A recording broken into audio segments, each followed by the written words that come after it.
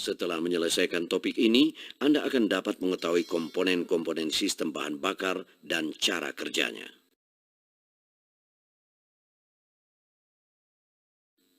Bagian ini akan menerangkan tujuan sistem bahan bakar dan cara kerjanya.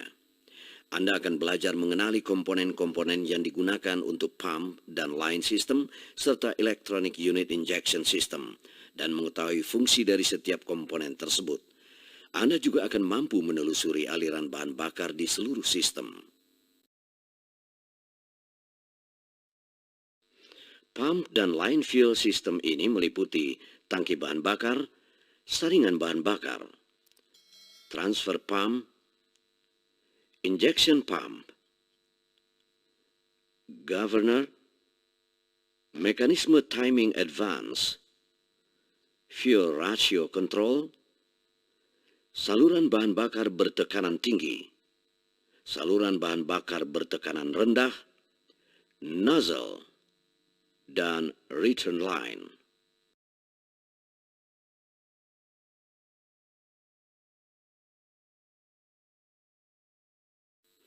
Tangki bahan bakar menyimpan bahan bakar dan tersedia dalam berbagai ukuran. Anda bisa menemukan lokasi tangki bahan bakar di berbagai tempat tergantung aplikasinya.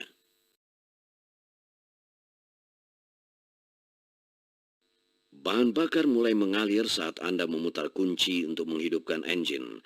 Pada saat itu ada solenoid yang diaktifkan dan memungkinkan bahan bakar untuk mengalir dari transfer pump ke injection pump. Fuel transfer pump menghisap bahan bakar dari tangki melalui primary fuel filter. Primary fuel filter ini akan menyaring kotoran-kotoran yang besar dari bahan bakar. Beberapa sistem bahan bakar juga memiliki water separator yang membereskan kondensasi atau bagian air yang terperangkap. Air di dalam bahan bakar bisa menimbulkan kerusakan serius terhadap engine. Dari primary fuel filter, bahan bakar masuk ke transfer pump. Transfer pump mengalirkannya ke sistem bahan bakar yang bertekanan rendah. Tujuan utama transfer pump adalah menjaga tersedianya bahan bakar yang bersih pada injection pump.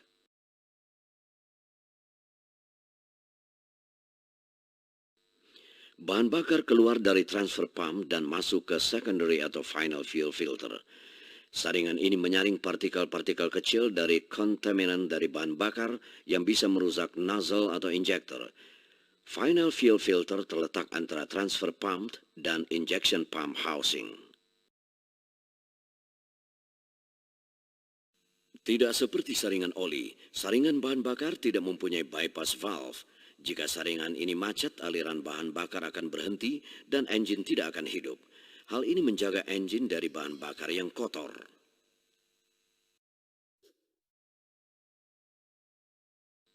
Kebanyakan final fuel filter berada menjadi satu dengan bagian bawah fuel priming pump.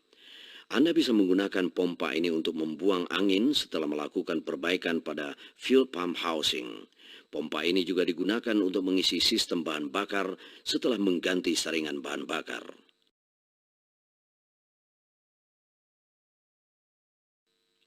Bahan bakar keluar dari final filter dan mengalir ke fuel gallery di dalam injection pump housing. Pompa di dalam housingnya memberikan tekanan pada bahan bakar. Housing ini biasanya terletak di dekat bagian depan engine karena pompa ini digerakkan oleh gear dari camshaft. Di dalam oil pump housing dipasang timing advance unit, mechanical governor, dan fuel ratio control.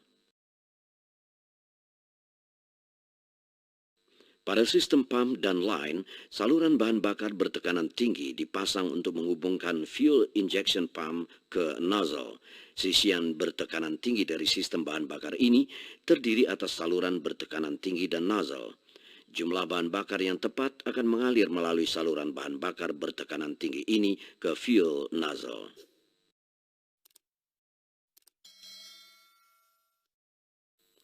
Bahan bakar mengalir melalui saluran bahan bakar bertekanan tinggi ke nozzle yang terletak di cylinder head. Nozzle mempunyai valve yang membuka pada saat tekanan bahan bakar cukup tinggi. Ketika valve membuka, bahan bakar dikabutkan dan disemprotkan ke dalam ruang pembakaran. Pada akhir penyemprotan, tekanan akan turun secara drastis dan menyebabkan valve-nya menutup kembali. Ada lebih banyak bahan bakar yang tersedia di fuel injection pump housing daripada yang bisa digunakan oleh engine. Return line bertugas untuk mengarahkan sisa bahan bakar kembali ke tangki, menghilangkan udara dari bahan bakar, mendinginkan bahan bakar dengan mengalirkannya terus-menerus, dan sistem bahan bakar tidak akan bekerja dengan benar tanpa adanya fuel return line. Setiap sistem bahan bakar memiliki metode elektronik atau manual untuk memastikan suplai bahan bakar.